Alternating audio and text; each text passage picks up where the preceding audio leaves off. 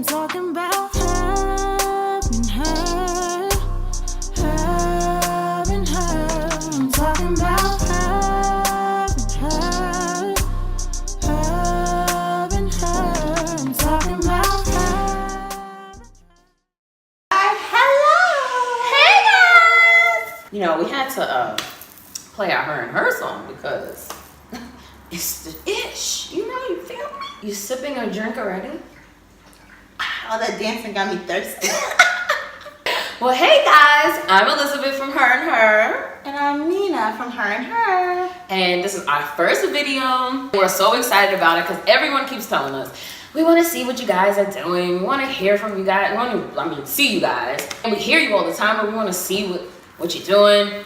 And so we're like, okay, let's do a couple videos because we just love our listeners and we love that you guys have been so faithful to us for the past year. And so we're like, hey, let's add a little flavor to the mix. All right, Mina? We want to kind of get the rest of the world to kind of get to know us, the ones who don't listen to our podcast.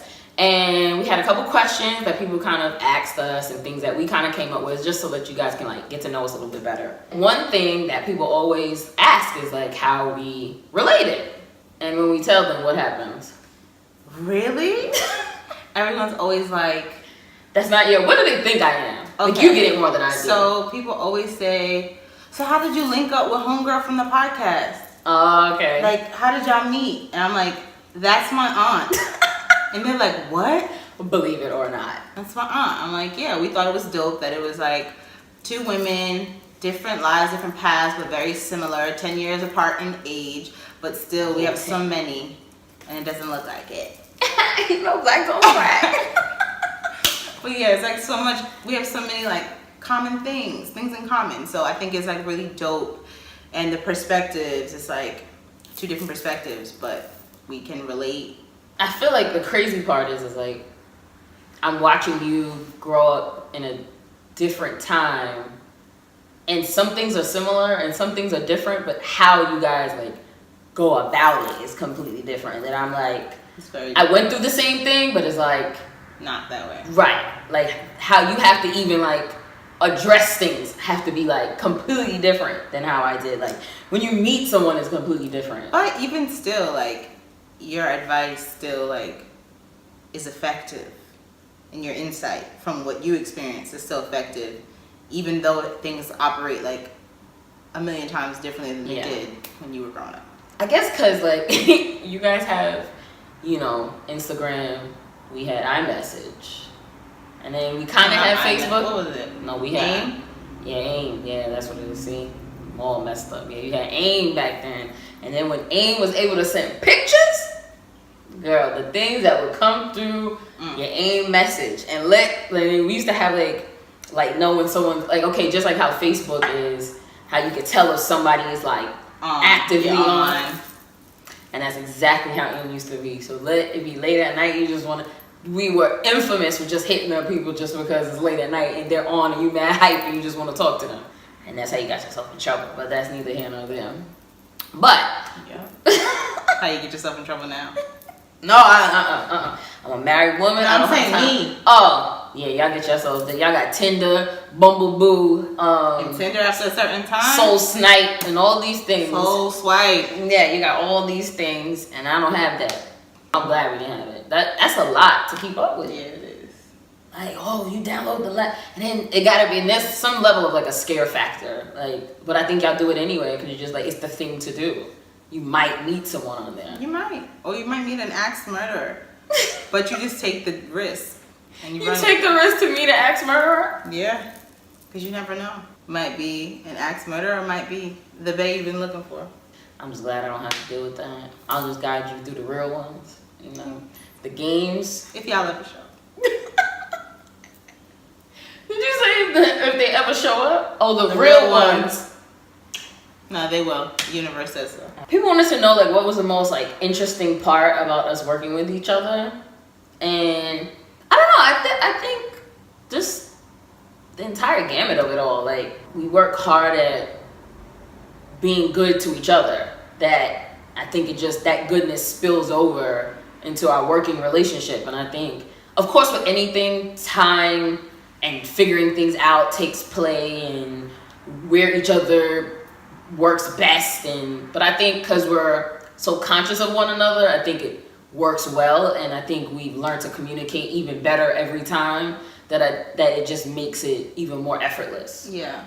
What's probably most interesting is that we're so far apart, so it's like I can live vicariously through you, and not that I want to like live those moments specifically, but that I get to like watch you go through it and not make as many mistakes as I did. Yeah. I think it's interesting for me because although I tell you everything, period, like spilling my business on Not the podcast, for the most part, yes. Spilling my like business. 98.2. No, 98 point like 2. 6. Thanks for my point 4. Yeah. No, but seriously, I feel like I tell you like basically everything. So like, and then being on the podcast, like I spill it out even more. Yeah. And so like, Open and vulnerable. yeah. So like, I think that's the best part, cause like my friends don't give good advice. No shade to you guys, but And the comfort level is there. comfort levels. So Yeah. it makes it easy to Yeah. like. And like you have like the best advice in the world.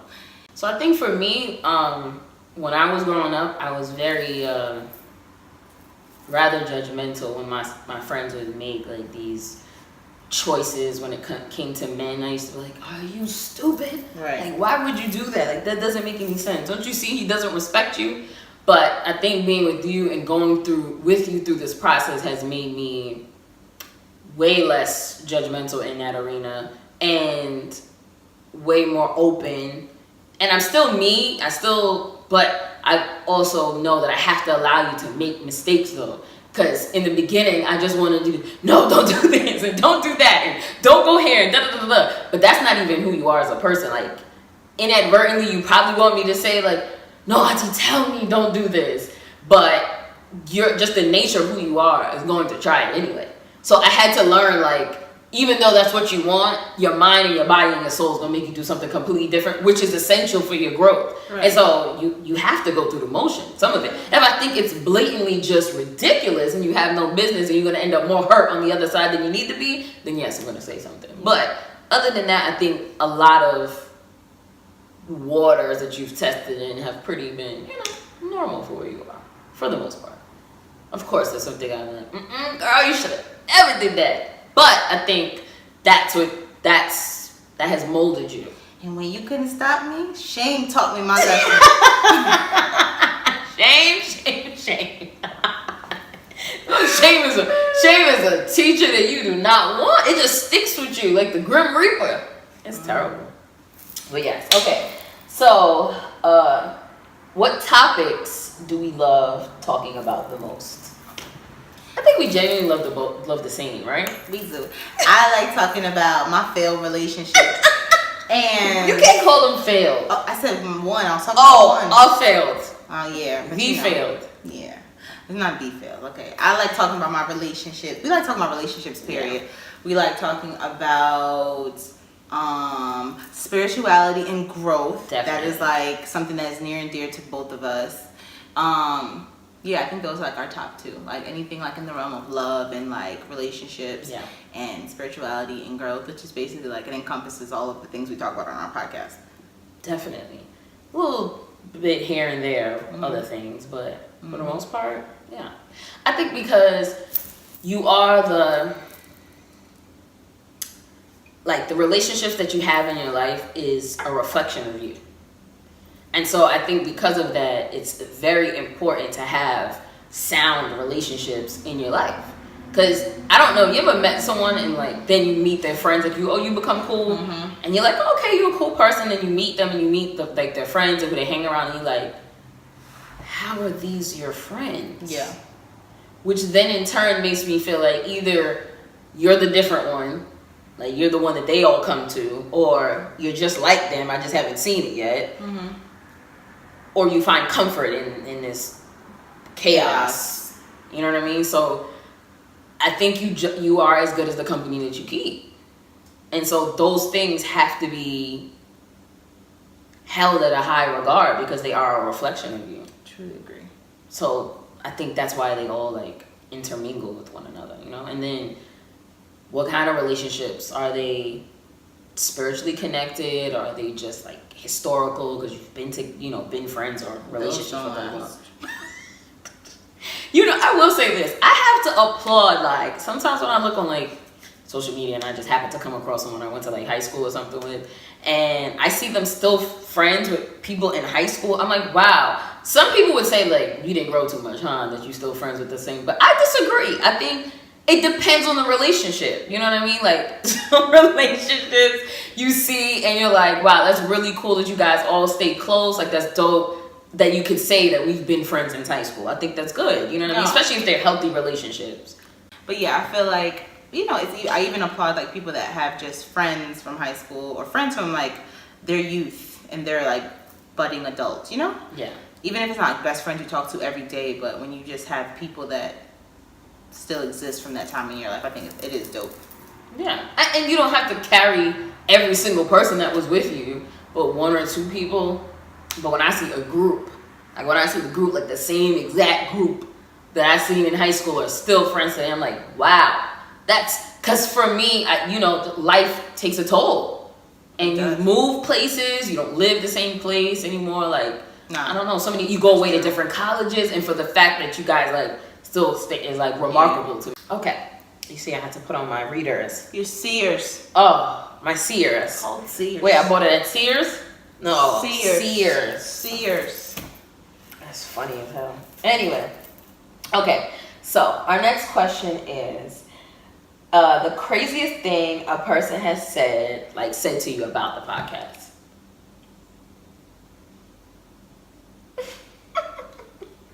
You go first. Well, I don't think I have the craziest thing, but I feel like guys like respond more to like, they'll ask me, oh, I want your next topic to talk about this, or talk about this on your show next, and I wouldn't have thought like they would be that interested in knowing like. Yeah, I agree on that. I think the craziest thing someone has said to me is, oh, how do you do a podcast with your aunt? And you talk about all this raunchy stuff with your aunt? Oh my God.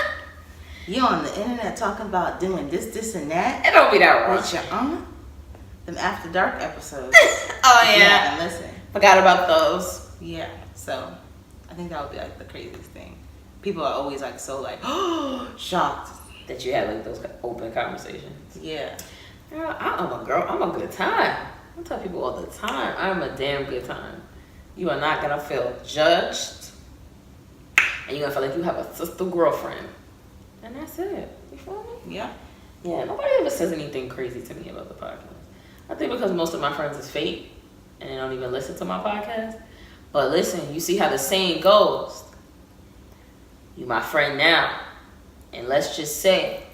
No, I know. Let's just say. All right. When my podcast gets huge, mega stardom, and you my friend, and you did not listen one time, and pow, I blow up.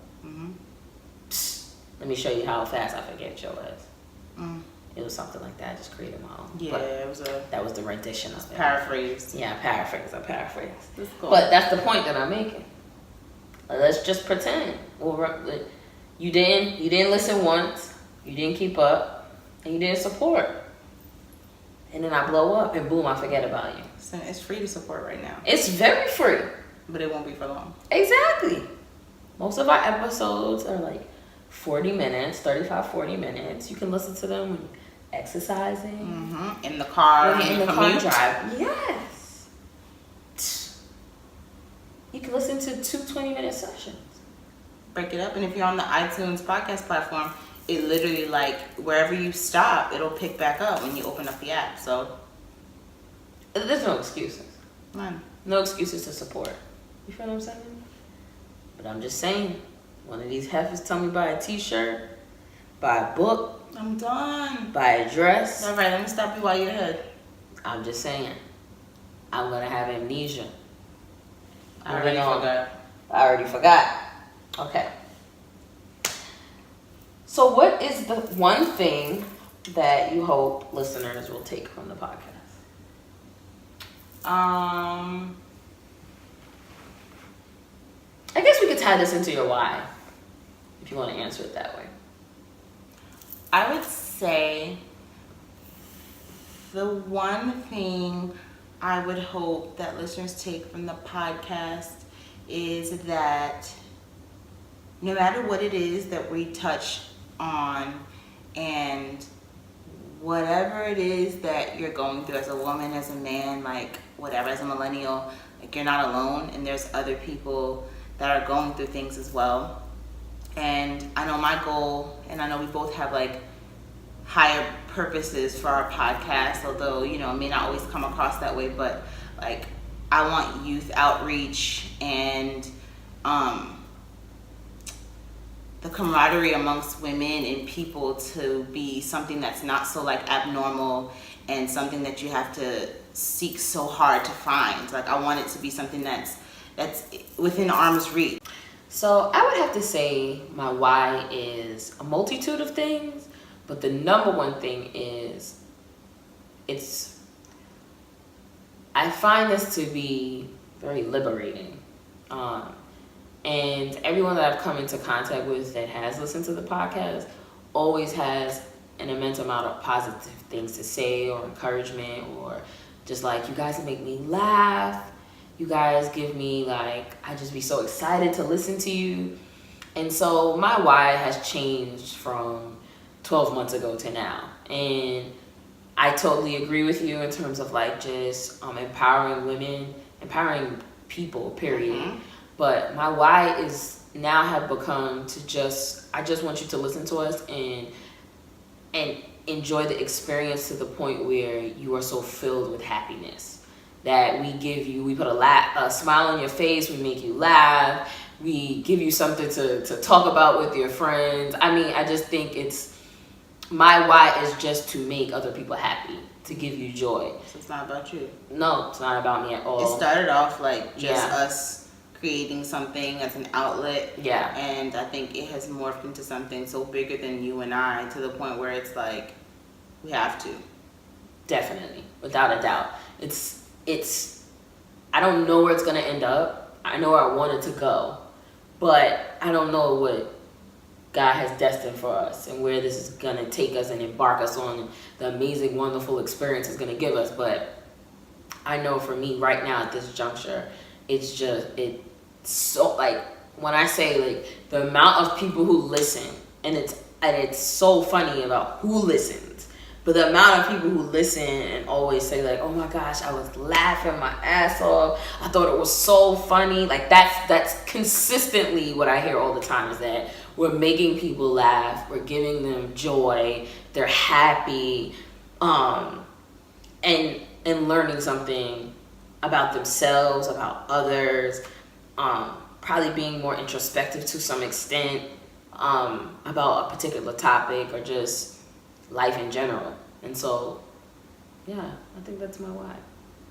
And so for that, I think it encourages me to continue and to love it even more, and to find new things to talk about and new engaging things. Also, when we had our first event last year, to bring that amount of women in such a short period of time, I think we were only like streaming for 6 months at the time. If that. Yeah. And yeah, about that. It was a moment that I was like, if anybody else was there, if you were there, you know the energy that was surrounding us. But there was so many things that was against that whole situation just playing out. And it was about 25 of us, maybe 20 about 20 of us. And every woman was just there, like so supportive, like just full of just excitement and encouragement. It was such an open platform, and that's what I want to continue to create. And that right there was probably one of the moments that changed my why, that I knew like, this isn't for me. This is for the many women and men that we're gonna affect in a beautiful way. So yeah. Okay. And okay, crazy fact: men or women that do men or women listen to us more? Men.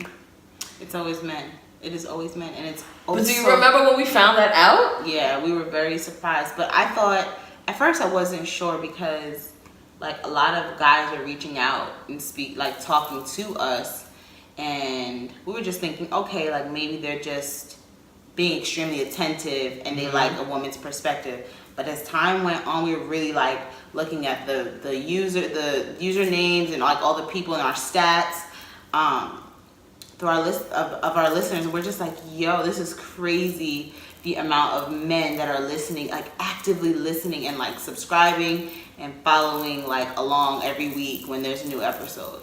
Yeah, it's crazy. And they're the most engaging.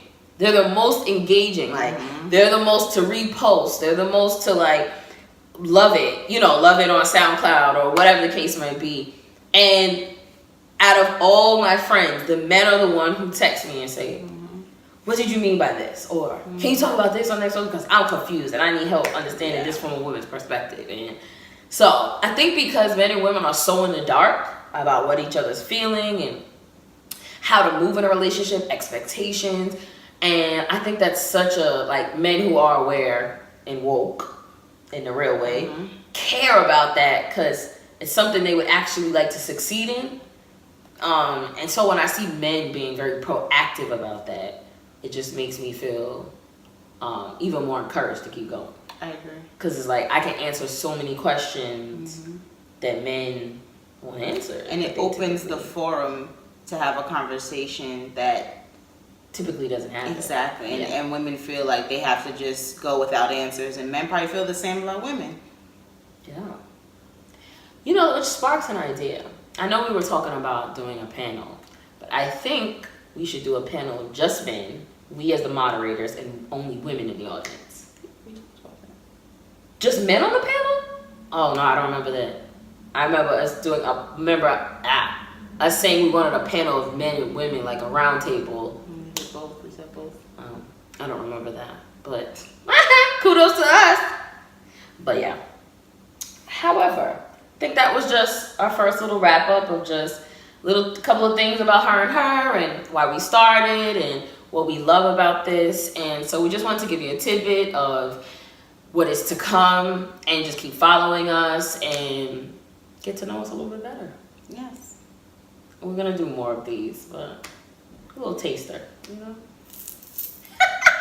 We love you.